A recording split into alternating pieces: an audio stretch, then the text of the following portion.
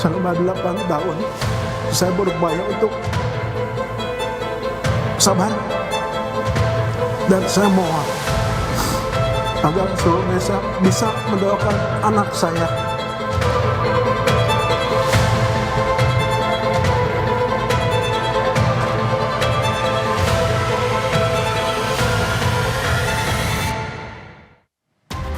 Masih di Kompas Petang, Saudara. Pengadilan Negeri Kota Cirebon, Jawa Barat membuka sedikit berkas kasus Vina dan Eki yang telah ditangani tahun 2016 silam. Pengadilan mengatakan 8 terpidana kasus Vina pernah mengajukan gerasi ke Presiden Joko Widodo pada tahun 2019, namun ditolak. Humas Pengadilan Negeri Cirebon bilang kasus pembunuhan Vina saat itu menyeret 8 orang terpidana. PN Kota Cirebon saat itu hanya menerima 3 berkas dengan total 8 orang pelaku. Oleh karena itu pengadilan hanya fokus untuk menyidangkan 8 orang yang telah ditangkap. Proses persidangan dilakukan terbuka, sementara untuk terpidana yang masih di bawah umur berlangsung tertutup. Kasus ini pun juga sudah melalui tahapan kasasi hingga gerasi pada tahun 2019, tetapi ditolak. Mengenai putusan yang Vina dan Eki ya. Nah itu ada 3 berkas. Mereka semua sudah mengajukan kasasi, yaitu upaya hukum sampai ke gerasi tahun 2019. Hasilnya? Saya belum nggak bisa seperti 7 terdakwa ya, 7 terpidana itu ya. Ya, semuanya yang diponis seumur hidup. Tuh. Hasilnya gerasi itu? Gerasi ditolak. Belum tuntasnya perburuan 3 buronan pembunuhan Vina dan Eki, tudingan kejanggalan dalam penyidikan kasus diungkap salah satu terpidana yang telah bebas. Keluarga korban menanti keadilan untuk Vina.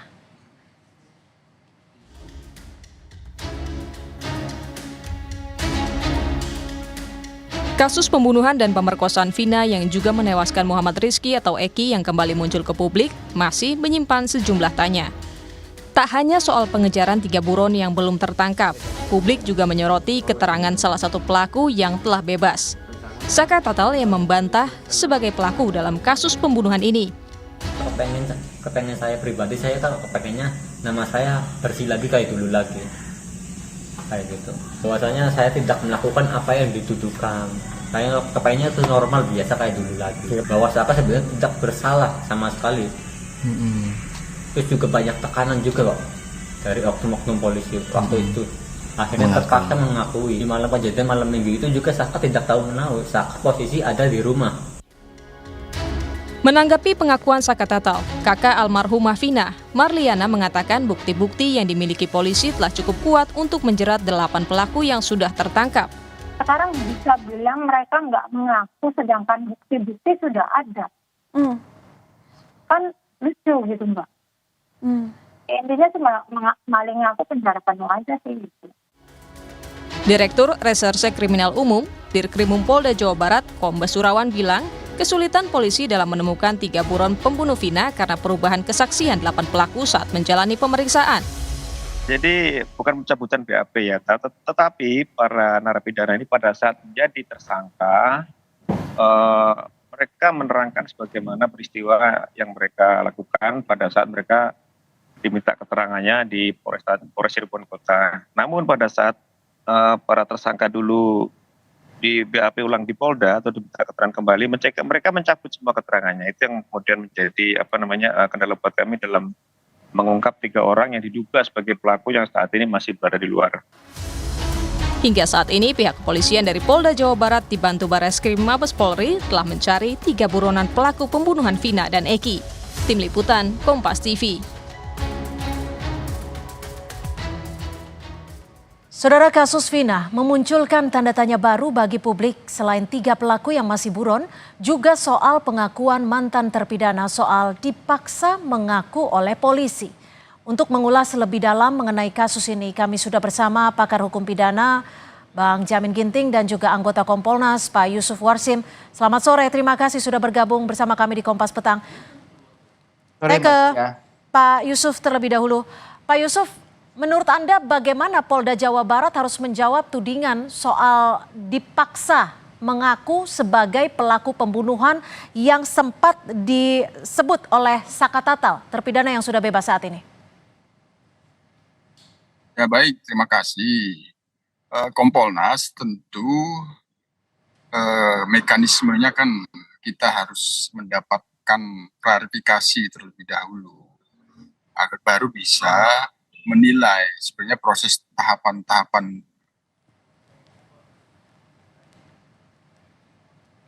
Mohon maaf audionya Pak Yusuf.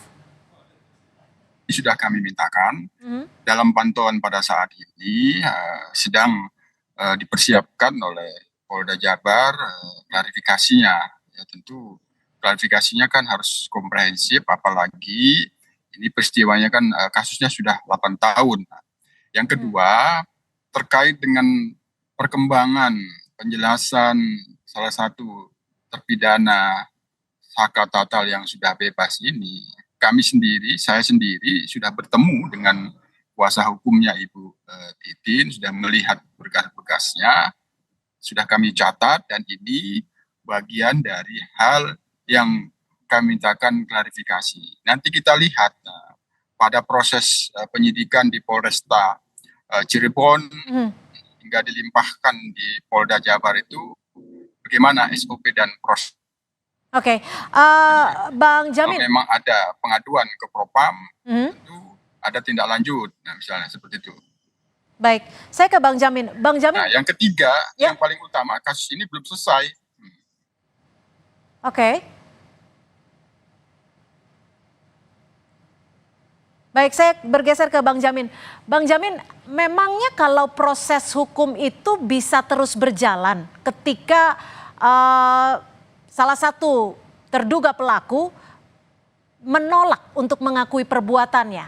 Bahkan untuk kasus ini, ia mengaku menolak, mengaku tidak mengakui perbuatannya, lalu menyebutkan bahwa mendapatkan intimidasi sehingga dipaksa untuk mengaku. Ya, makasih Mbak Sintia. Jadi dari 8 terpidana karena memang sudah dihukum ya, ini tentu kita melihat prosedur mereka menjadi tersangka, lalu terdakwa dan terpidana itu sudah melalui prosedur yang benar nggak begitu ya, berdasarkan bukti-bukti yang ada. Jangan-jangan di antara mereka ditekan sehingga satu dan di antara mereka menjadi saksi di antara mereka untuk memberatkan mereka sendiri. Padahal bisa jadi ada orang lain yang pelakunya sendiri tidak pernah untuk diungkapkan begitu. Jadi ini yang menjadi permasalahan. Contoh ya, Saka Tatal ini sendiri kan sudah nggak mengaku setelah dia keluar dari terpidana. Nah pertanyaannya, apakah dia pada saat itu mengenal pelaku lain? Dia bilang tidak mengenal pelaku yang disebutkan tersebut. Berarti kan ada sesuatu yang tidak matching gitu ya.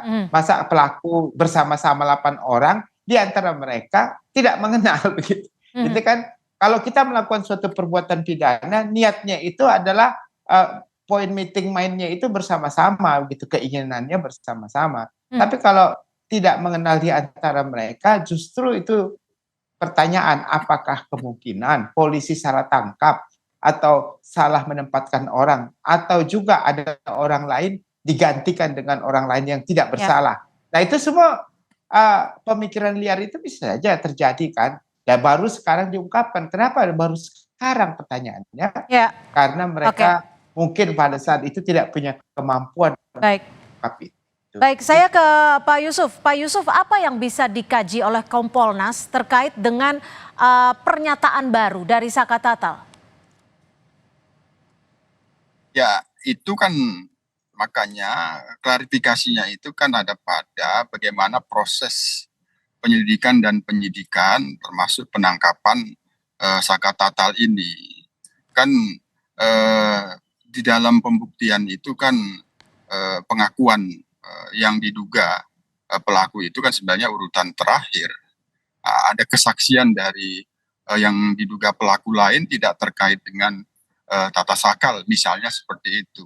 Tapi sekali lagi ini kan proses penyidikannya sudah dalam pembuktian di pengadilan, hanya yang kami akan lihat nanti sekali lagi soal prosedur dan SOP ketika Saka Tatal ini yang mengatakan bahwa dipaksa mengaku, bagaimana prosesnya?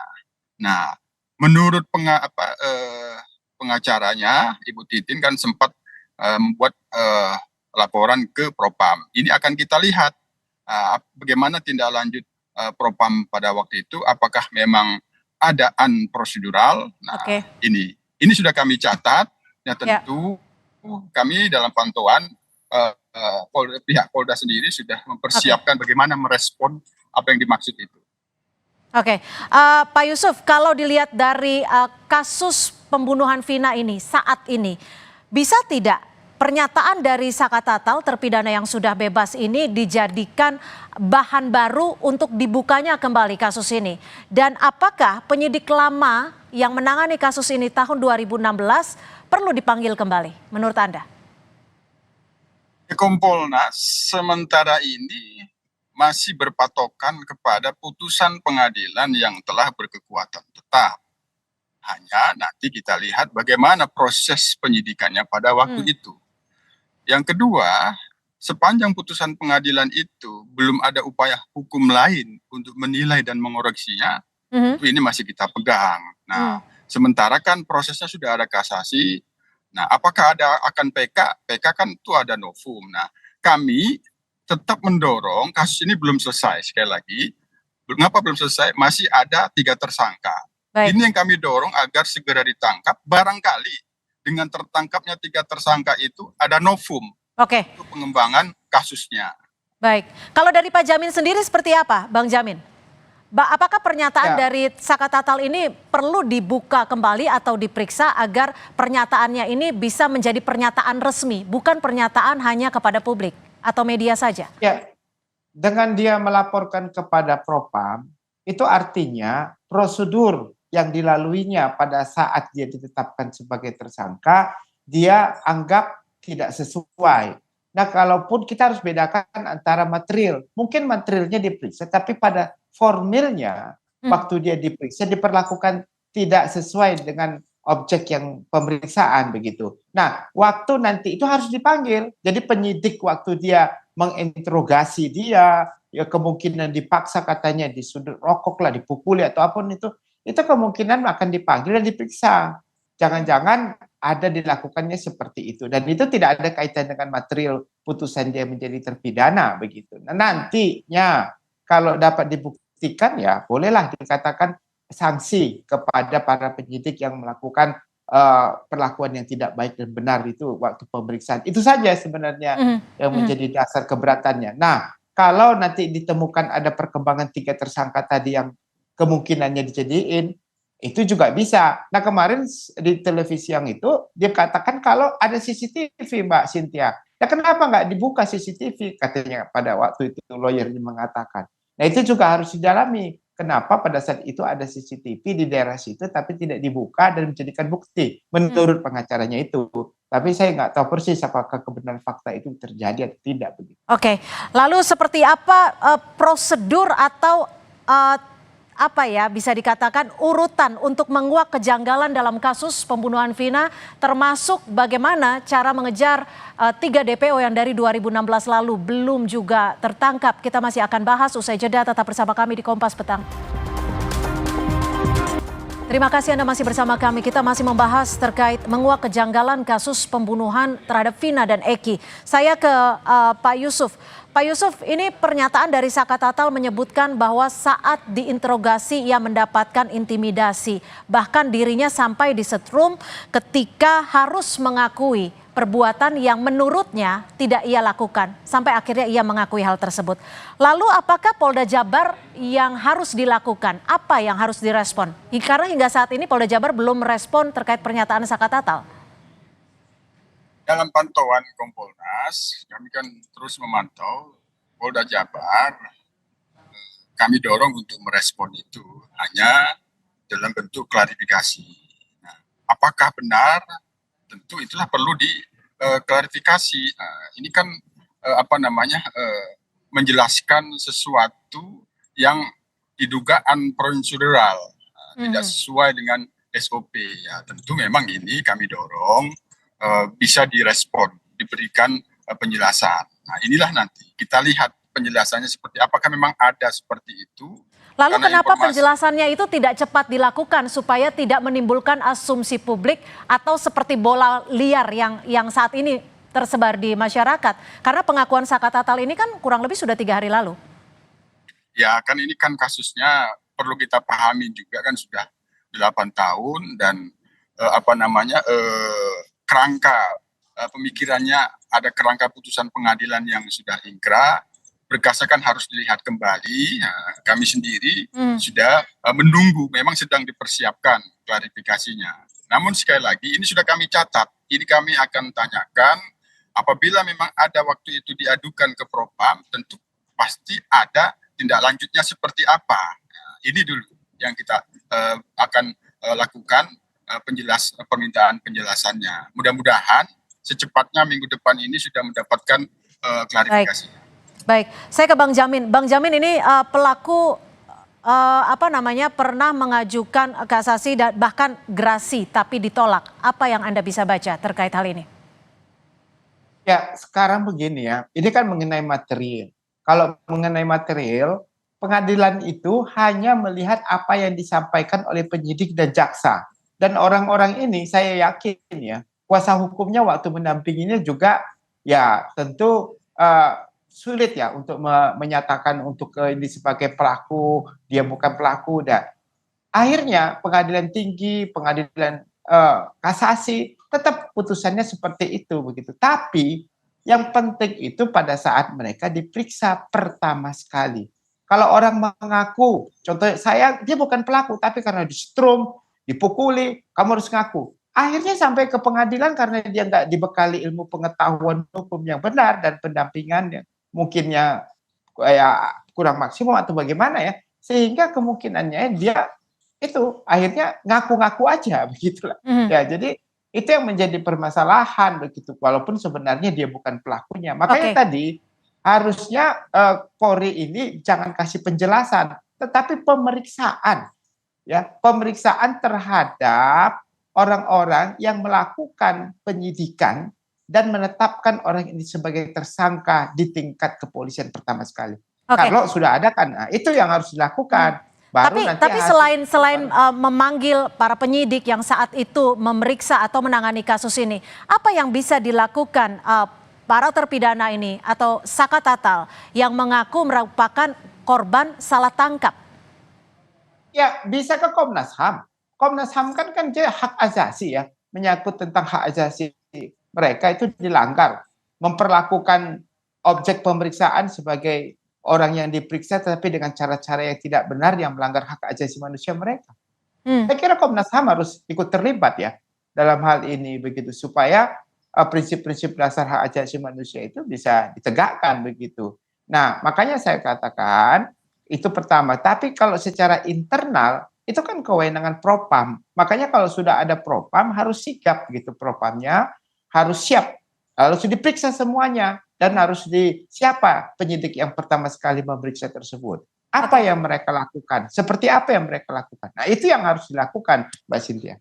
Oke, Pak Yusuf, apa yang bisa dilakukan Kompolnas agar dugaan kesalahan prosedur atau prosedur yang dinilai sebagai tindakan berlebihan yang diakui oleh Saka Tatal bisa terkuak? Ya, sekali lagi kami akan melihat klarifikasinya terlebih dahulu. Jangan-jangan pada waktu itu sudah ada tindak lanjut, sudah ada pemeriksaan. Nah, katakanlah ada, terus pelanggaran disiplin, terus ditegur. Nah, tapi kan proses penyidikannya tetap berjalan.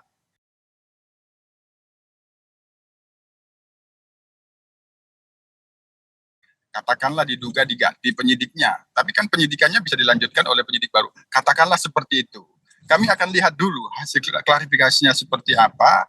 Apabila memang ada pengaduan pada waktu itu, tindak lanjutnya belum maksimal, maka tentu kami akan rekomendasikan bisa dilihat kembali berkasnya untuk didalami kembali. Apabila diperlukan pemeriksaan kembali terkait, sekali lagi terkait dengan unprocedural atau tidak. Nah, itu kalau materialnya kan sudah dalam pembuktian di pengadilan. Yang dimaksud oleh salah satu terpidana ini kan soal unprocedural atau tidak, itu yang akan kami lihat. Baik, Terima kasih Pak Yusuf Warsim, anggota Kompolnas, dan juga Bang Jamin Ginting, pakar hukum pidana, Terima sudah kasih. memberikan perspektif ya pada Yusuf, Kompas Petang makasih. sore hari ini. Ya. Terima kasih, selamat sore.